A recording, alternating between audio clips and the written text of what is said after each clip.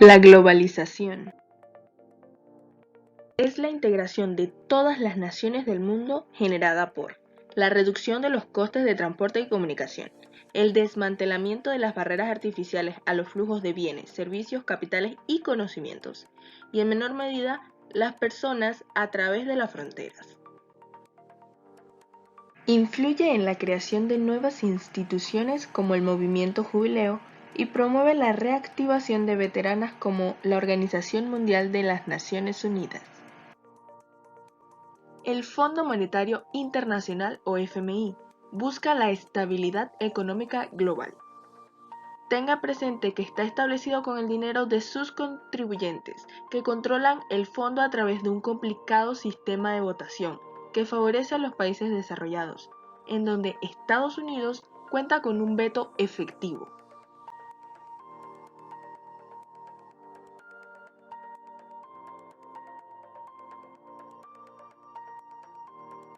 Las instituciones como la BM y FMI ofrecen marcados contrastes que signan las diferencias en sus culturas, estilos y objetivos. Una está dedicada a la erradicación de la pobreza y la otra a preservar la estabilidad global. Las estadísticas confirman que la brecha entre los pobres y los ricos ha aumentado e incluso el número de los que viven en la pobreza absoluta ha subido. La renta per cápita de Etiopía era de $110 por año. Este país había sufrido de sequías y hambrunas sucesivas que habían matado a 2 millones de personas. Sin embargo, gozaba de un cuadro macroeconómico satisfactorio, que era sin duda el tipo de país o gobierno que la comunidad internacional debía ayudar, pero el FMI había suspendido su programa en Etiopía.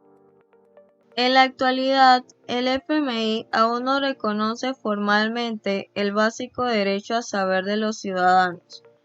A veces este programa dejó al país tan pobre como antes, pero más endeudado, y con una élite dirigente aún más opulenta. Libertad de elegir. La austeridad fiscal, la privatización y la liberalización de los mercados fueron los tres pilares aconsejados por el Consenso de Washington durante los años 80 y 90 en América Latina. En los años 80, los gobiernos de dichos países habían tenido a menudo grandes déficits. La pérdida en las ineficientes empresas públicas contribuyeron a dichos déficits. Austeridad fiscal. Se puede definir de forma simplificada la austeridad fiscal como el rigor en el control del gasto público, una política económica basada en la austeridad fiscal, también denominada política fiscal. La austeridad fiscal exagerada, bajo circunstancias inadecuadas, puede inducir recesiones y los altos tipos de intereses ahogar a los empresarios incipientes. Privatización. Los estados de muchos países en desarrollo y desarrollados a menudo intervienen mucha energía en hacer lo que no deberían hacer. Esto lo distrae de sus labores más apropiadas. Un argumento a favor de la privatización es que las empresas privadas realicen una tarea más eficazmente, la conversión de empresas públicas a privadas.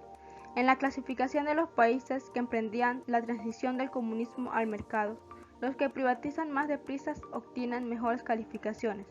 Como consecuencia de la privatización, muchas veces no logró los beneficios necesarios. La privatización ha empeorado las cosas, tanto que en muchos países se le denomina irónicamente sobornación. Crisis del este asiático, la caída del baht tailandés. Cuando el baht tailandés se hundió el 2 de julio de 1997, nadie sabía que inauguraba la crisis económica más grave de la Gran Depresión. Esta se extendió desde Asia hasta Rusia y América Latina y amenazó a todo el mundo. El baht había cotizado durante 10 años a 25 por dólar y de la noche a la mañana cayó un 25%. La especulación en divisas se difundió y alcanzó a Malasia, Corea, Filipinas e Indonesia. A finales de año, lo que había empezado como un desastre cambiario amenazaba con llevarse por delante varios bancos de la región, mercados bursátiles e incluso la economía entera. El Fondo Monetario Internacional. El Fondo Monetario Internacional fue fundado para prevenir y manejar crisis de este tipo. El hecho que fallara desde tanto punto de vista llevó a un profundo replanteamiento de su papel y muchas personas en Estados Unidos y otros países reclamaron una revisión de muchas de sus políticas. El Fondo Monetario Internacional, en parte, fueron responsables de que comenzara la liberalización financiera y de los mercados capitales, que fue probablemente la causa más importante de cómo los políticos del Fondo Monetario Internacional y el Tesoro de Estados Unidos condujeron a la crisis. En este periodo la atención internacional se centra en los nuevos mercados emergentes del este asiático, América Latina y de Rusia a la India. Los inversores concibieron a estos países como paraísos de copiosos beneficios y aparentemente con pocos riesgos. La crisis del este asiático generó un desequilibrio económico en Rusia, ya que el precio del petróleo, principal fuente de recaudación, cayó en picada al 40%. El rublo estaba sobrevaluado con importaciones beneficiosas para los oligarcas y empresarios.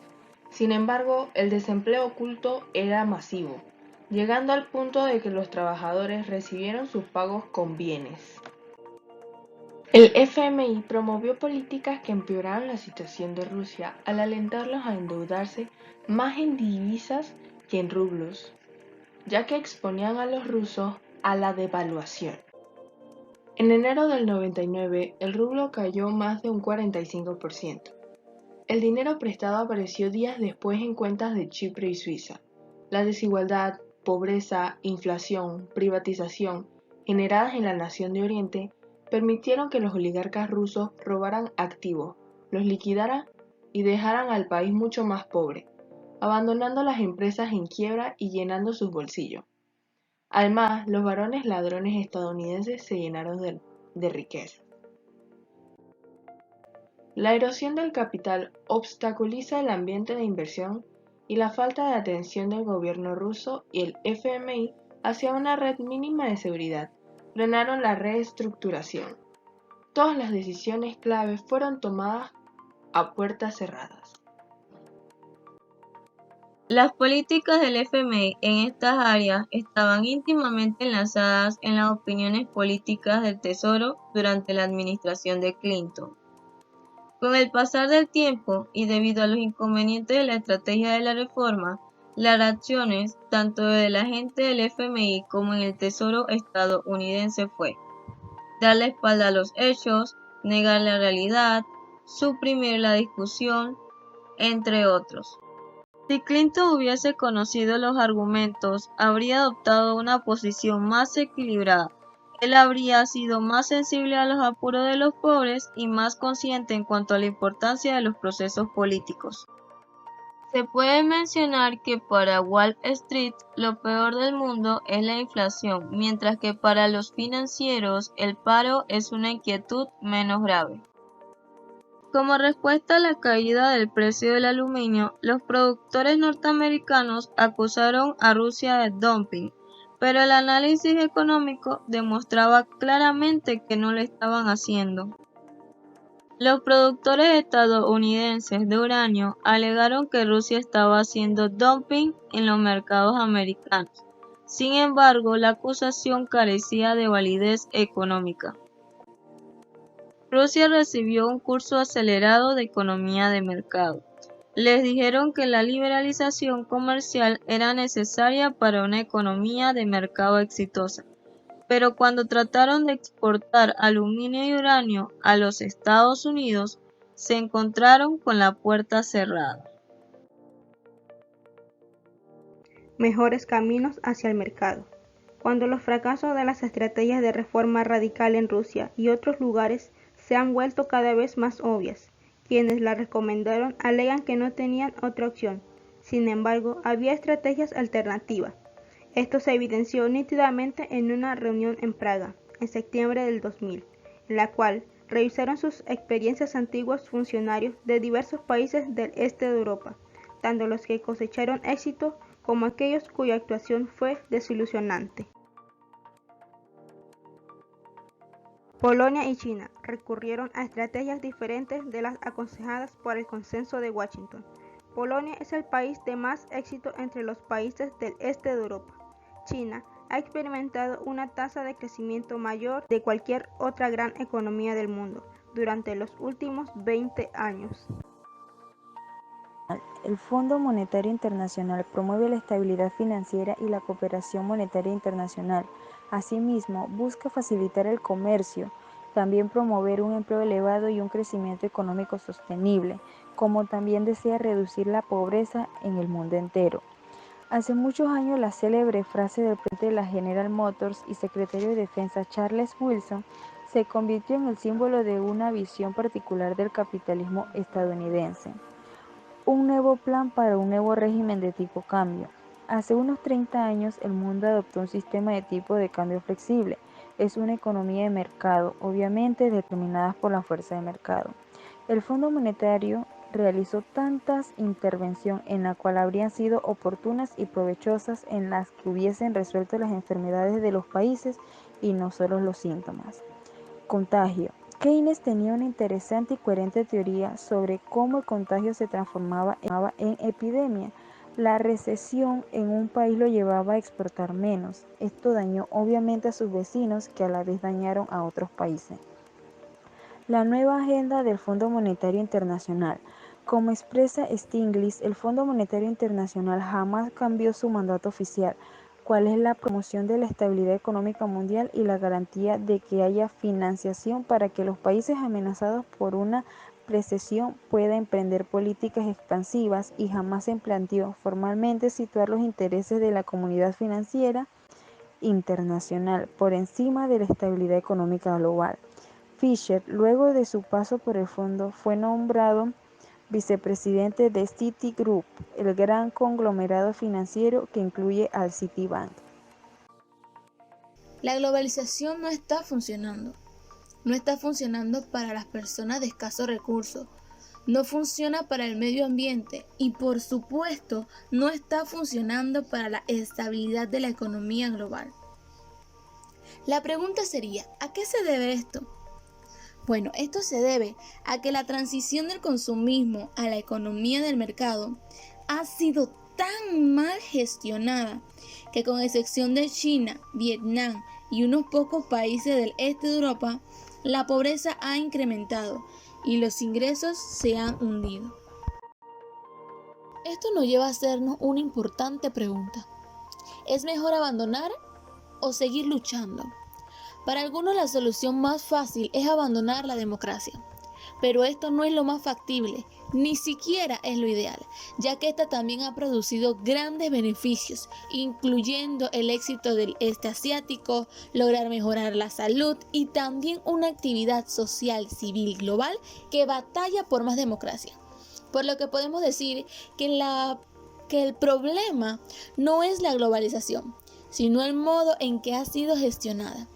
Y parte de este problema radica en las instituciones económicas internacionales, como la FMI, el Banco Mundial y la OMC. El mundo es algo complicado, y más porque cada grupo social se centra en su propia afección, sin importar que su beneficio sea a costa del beneficio de sus conciudadanos.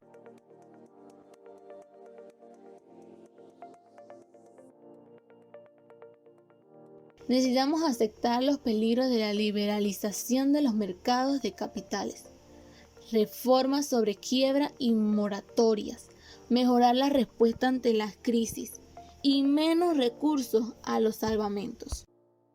Esto no se trata de cambiar las estructuras institucionales, no, esto se trata de cambiar el propio esquema mental en torno a la globalización. Los ministros de Ansiedad y Comercio conciben la globalización como un fenómeno fundamentalmente económico, pero para muchos en el mundo subdesarrollado esto va más allá. Y así como ellos, debemos esforzarnos para que nuestro mundo sea lo más equitativo posible y que, al igual que las grandes potencias, todos seamos beneficiarios.